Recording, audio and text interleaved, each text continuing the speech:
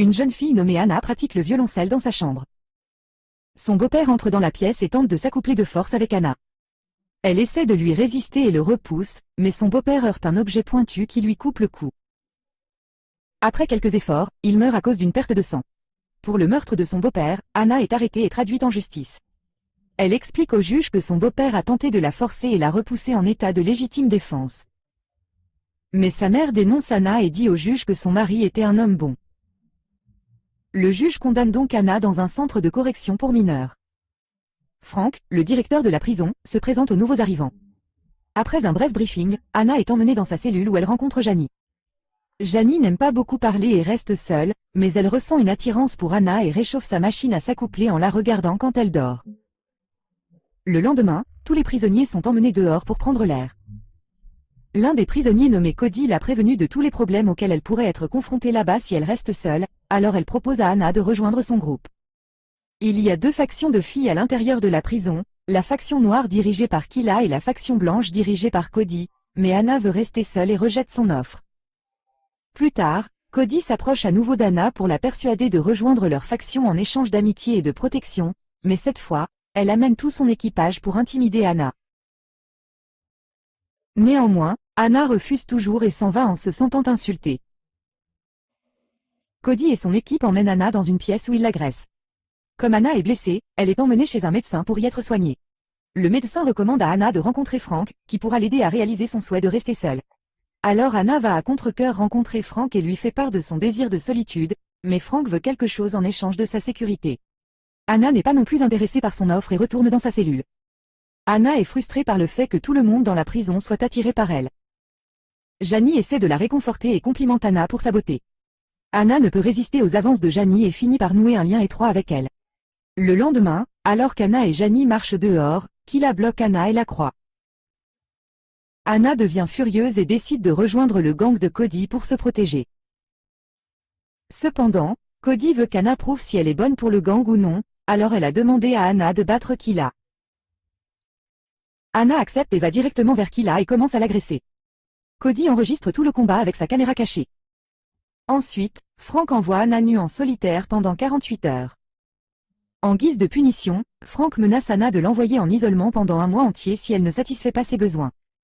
N'ayant plus le choix, il cède aux demandes de Frank et s'accouple avec lui. Une fois qu'Anna a accompli la tâche de Cody, elle devient membre du gang de Cody. En guise de fête de bienvenue, Cody donne de la drogue à Anna. Même Cody ne peut résister à la beauté d'Anna et finit par s'accoupler avec elle. Le lendemain, la mère d'Anna vient rendre visite à Anna. Elle blâme toujours Anna pour la mort du beau-père d'Anna et ne veut pas accepter qu'il ait jamais forcé Anna. Alors qu'Anna traîne avec son nouveau gang, Kila l'attaque.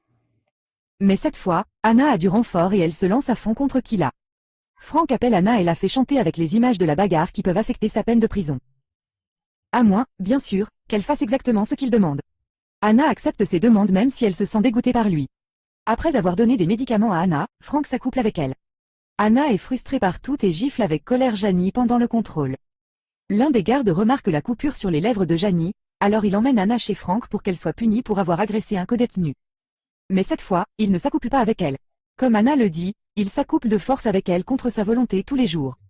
Frank est bouleversé par cela et menace Anna de l'envoyer dans une prison pour adultes où elle éprouverait ce que l'on ressent lorsqu'on se fait forcer par quelqu'un.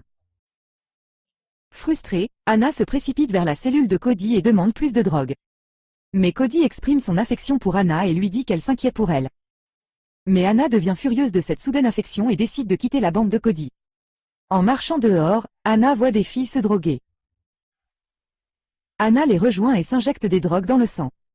Cody voit cela et se sent mal pour Anna, alors elle confronte Anna et lui demande d'arrêter. Mais Anna veut rester seule à nouveau, alors Cody la chasse officiellement de son groupe. Maintenant qu'Anna est seule, Kila et son agresseur de gang, Anna, perdent la tête et s'injectent davantage de drogue. Elle commence à se droguer quotidiennement, ce qui affecte sa santé. Tout en étant droguée, Anna attaque Kila seule et la bat. Ensuite, Frank l'envoie à nouveau en isolement. Anna est maintenant complètement accro à la drogue et se dirige vers d'autres drogues. Peu de temps après, elle est libérée. Mais Cody, qui tient toujours à Anna, essaie de l'arrêter. Frustrée, Anna menace de se suicider et dit que tout ce qu'elle veut, c'est qu'on la laisse seule. Mais le gardien l'arrête à temps et elle est ramenée à l'isolement sans drogue pendant des jours. Anna commence à perdre la tête, alors un jour, elle utilise un morceau cassé du plateau pour se couper les poignets et se suicider.